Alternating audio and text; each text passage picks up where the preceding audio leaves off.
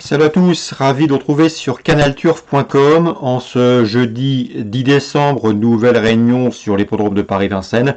Un quintet qui rendra hommage au regretté Jean Boileau, disparu tragiquement au sein de son écurie au cours de l'été 2019 alors qu'il rentrait des courses après avoir gagné.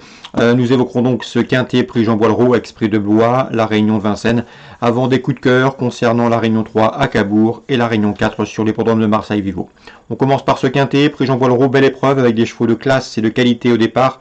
J'aime beaucoup le 4 Million de la Rime, un cheval qui pour ses débuts en France a fait sien avec aisance le prix du Languedoc. Ce jour-là, son sprint a été ravageur, il s'imposait plaisamment. Depuis, dans le prix de Montignac-Charente, il a joué de malchance dans la phase finale. Ici, il doit pouvoir s'imposer, il en a le potentiel. C'est un cheval qui est redoutable lorsqu'il bénéficie d'un bon parcours caché. Il est confirmé avec ce mode de départ autostart. Il l'a prouvé en Scandinavie, son pays d'origine. Attention également numéro 5, c'est le Bello Romain, son dauphin dans le prix du Languedoc le mois dernier. C'est Bello Romain, c'est 11 courses au compteur. 5 victoires, 5 places, un cheval extrêmement régulier, un cheval qui sait finir vite également, qui possède une bonne pointe.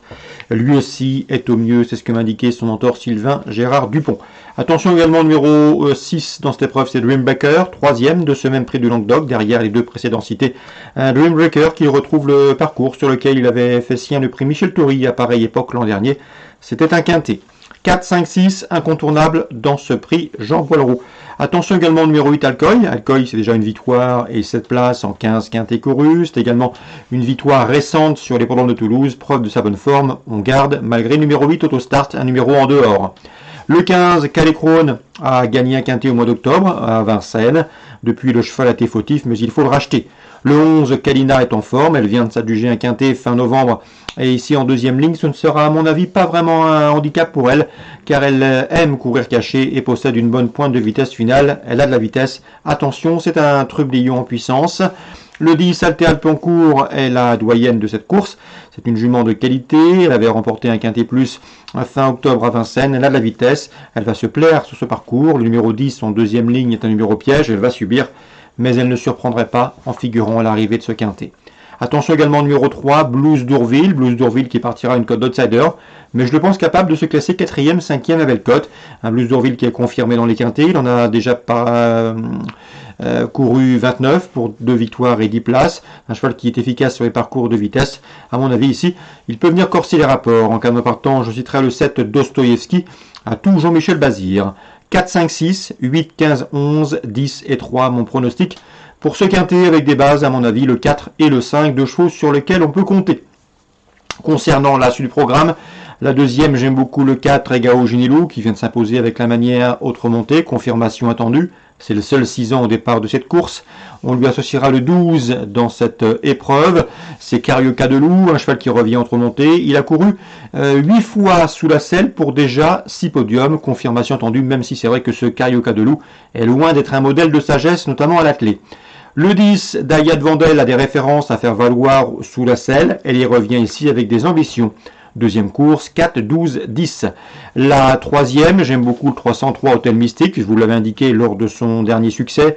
C'est un cheval qui a été longtemps entraîné par Yo Corbani, lequel m'avait toujours dit que le cheval avait un gros potentiel, un cheval de classe, un cheval très estimé.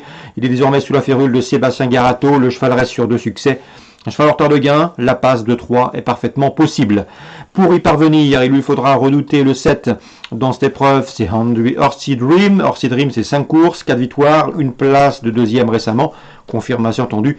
Pour une cote plus spéculative, attention au numéro 6, Astronaute, un cheval estimé par Yannick Henry. Yannick Henry qui aurait pu courir la finale régionale la semaine dernière avec lui.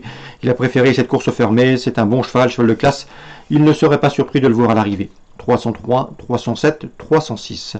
La cinquième maintenant, je pense que le numéro 5, Silly, a été préparée pour cette course. Elle devrait répondre présente. Elle a la pointure d'un lot comme ça, mais elle devra redouter le 12, Décoloration, qui vient de s'imposer avec la manière au Croisé-la-Roche, d'autant que ce jour-là, elle a été retardée par une faute durant le parcours. Et le numéro 11 également, c'est Vita Perron, une jument régulière, confirmée, et rarement confirmée à ce niveau, et rarement décevante décevantes lors de ses incursions en région parisienne. Le 5, le 11 et le 12 dans l'ordre du programme pour la 5e. Concernant Étienne Héroué, l'écuyer, j'ai pu m'entretenir avec lui. Il est confiant avec le 15 Grisby du Vivier, un cheval pas toujours courageux, mais lorsqu'il a le bon parcours caché sur 200-300 mètres, il sait aller vite, et le cheval est en forme, l'engagement est bon. L'entraîneur est assez confiant, c'est le 815 Grisby du Vivier. Dans cette épreuve, on lui opposera le 11 Grégor, cheval estimé par son entourage, et le numéro 8, Gamin Jabba, un gamin Jabba qui a été préparé en conséquence pour ce rendez-vous. 8e course, 15, 11, 8. On passe maintenant à Cabourg. Cabourg dans la deuxième, je sais que Emmanuel Roux est confiant que le 8 Froufrou. Le cheval reste sur une disqualification trop montée à Caen, mais attention, ce jour-là, il était ferré. Auparavant, en étant pieds nus, il avait signé 3 succès consécutifs, dont une victoire obtenue sur le parcours proposé, sur la piste proposée de Cabourg. D'ailleurs, le cheval possède en 1,14,1 le meilleur chrono du peloton sur ce parcours. Et il sera pieds nus, c'est le 208 Froufrou. Concernant la deuxième toujours, attention dans cette épreuve au numéro 10, Forest Dem, qui vient de s'imposer plaisamment à Bordeaux. Ou encore au numéro 9, Famous Dancer, qui sera déféré des postérieurs. C'est à mon avis une bonne chance pour une cote. 208, 210, 209. Concernant la Réunion 4 à Marseille-Vivo, PSF, Cédric Rossi me semble bien armé, bien représenté dans le handicap et la course d'ouverture, avec le 3, Satuna, et le numéro 1, et le numéro 2, pardon, le Bandit, le 3, Satuna, et le 102, le Bandit. Le Bandit qui a maintenant 9 ans, mais qui est confirmé à Vivo, est toujours un gambe. D'ailleurs, ces deux chevaux ont pris les 3e et 4e places d'une épreuve de même facture disputée début octobre sur le tracé qui nous intéresse, celui des 2000 mètres Vivo. Donc confirmation logiquement entendue pour ces deux pensionnaires de Cédric Rossi, c'est le 103 et le 102. Très bon jeu à tous, bonne journée, rendez-vous désormais demain pour une nouvelle émission.